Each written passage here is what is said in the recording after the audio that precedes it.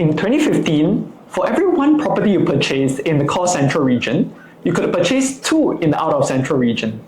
Today, this gap has narrowed to 30%, and the difference between CCR and RCR at just 5%. Why is this so?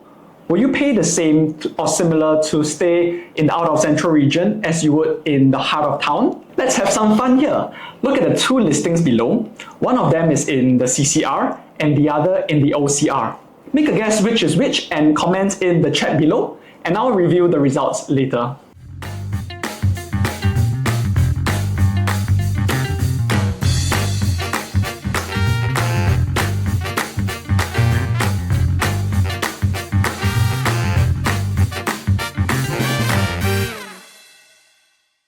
In the past, living closer to town meant closer proximity to the workplace, providing practicality in some areas and also pointed to an increase in affluence. The government's decentralization strategy, introduced in 1991, expanded Singapore's business ecosystem with employment nodes across the island, bringing jobs closer to home. Fast forward to today, we have business nodes in the west such as Jurong Lake and Jurong Innovation District. In the east, we have Changi City and Paya Lebar Central, Woodlands Regional Centre in the north, in addition to some business parks areas which are a bit more specific, such as the Punggol Digital District, as well as the One North area. Is there a lack of draw towards the core central region? Since many of these town centres each have their own amenities, their schools, and most recently with the train lines that have opened up as well, convenience and transportation. What then is the value of the core central region today? Is it just about prestige, land value? Does the price gap even matter? To help make sense of all these, we have to find out where the local organic demand comes from, and that requires some extensive research on the ground, and coupled with fundamentals and data analysis. To understand where the CCR demand is coming from, we will need to take a look at the income levels in the past compared to now versus the prices. In 2015, the median household income was 8,666, whereas in 2024 is 11,297. CCR was only accessible to a smaller group of buyers back then compared to now. Back in 2014, the top 20% of income earners were able to look at a range of 2.4 million, whereas for now, they are able to look at 3.2 million and above. This should likely be able to afford a 3-bedroom in the CCR for own-stay buyers. To push it a little further, even if only the highest household income bracket of 20k and above are purchasing CCR properties, we are looking at a 9% increase between 2014 and now. And this translates to approximately 128,000 buyers. Should these buyers realize that the price gap between CCR, RCR and OCR is narrowing and does not make sense, and for those who prefer to live in the central area, there might be a sudden shift of demand back into the CCR market, which the supply, especially in areas that have strong organic demand, may not be able to meet. Though naturally not all of them may want to live in CCR, they may prefer larger spaces in the RCR or certain preferences for particular regions or locations. An example we have today is Copper at Newton, a CCR leasehold project that TOP'd 2023. So here we are able to get 3 bidders in the range of between 2.28 to 3.2 million. If we go down to something also completed 2023 in the out of central region, Park Clematis, 3 bidders recently transacted between 1.76 to 2.8 million. For a similar price or small top-up, one could actually switch to the CCR. This compared to 10 years ago, where Solar at Sinaran's average PSF at 1,800 got us 3 bidders in the range of 2.38 to 2.7 million. Whereas Triling's brand new 3 bidders were in the range of 1.18 to 1.65 million at launch, a difference of close to $1 million. Apart from the differences in prices and quantums, which affected demand in the past in the CCR region, CCR also faced a product problem. A number of CCR projects in the past tended to have characteristics such as small site plan, lacking in facilities, and poor layouts. For example, Lumos at Leonie Hill has odd-shaped void spaces that are unusable. Bedroom is not able to fit a queen-size bed.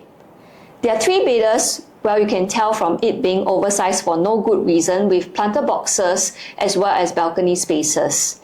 True enough, all transactions were unprofitable and losses ranged from 352k to 2.695 million. Another issue was before 2022, URA noticed for developments within the central area, there was a persistent trend of declining dwelling unit sizes and more shoebox units. However, according to a circular by URA, they mentioned as lifestyle needs evolve, their planning intention for central area has shifted to position it as more of an attractive place to live, work and play. They want to encourage more live-in families to make our city more vibrant. So we are moving towards more family-oriented units and fewer investment-type ones. Properties in the past, such as Loft at Nathan or Newton Edge, used to have higher percentages or even entirely made up of 1 and 2 bedder units, which families were completely unable to consider. Even Irwell Hill Residences, which was a new launch back in 2021, 81% of their units were 1 and 2 bedder units.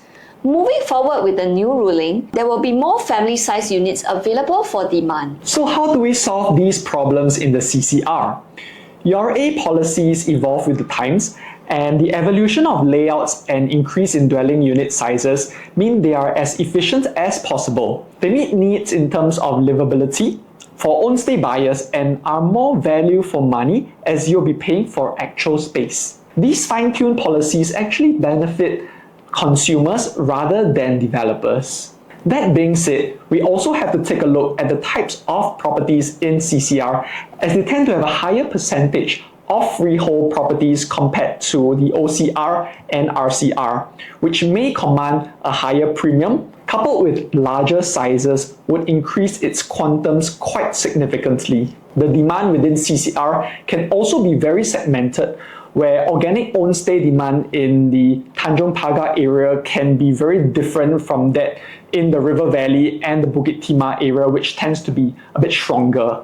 So based on the factors we have covered, such as income levels, lower PSF gap versus RCR and OCR, better quantums and layouts with the GFA harmonization, we see many issues making CCR unattractive in the past being addressed in recent new launches with better, more livable layouts without excessive amounts of wasted spaces. This is also coupled with increased connectivity both within central areas as well as from central outwards. MRT lines have developed extensively, with Thomson East Coast Line going through from Stevens, cutting through to River Valley and even to Marina Bay.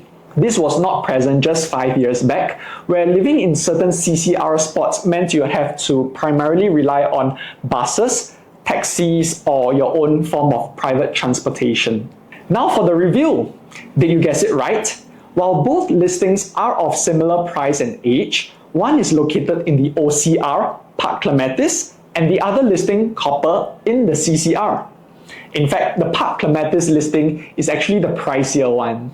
There are still many other factors that we haven't delved deeper in this video, which we may cover in other future videos. So do look out for that. Please WhatsApp us for an in-depth discussion where we will offer a customized approach to your current situation. Do also look out for our upcoming video on the River Valley launches and their potential. If you like the insights that we have shared today, do like and subscribe our channel and keep updated with our content. Thank you and goodbye!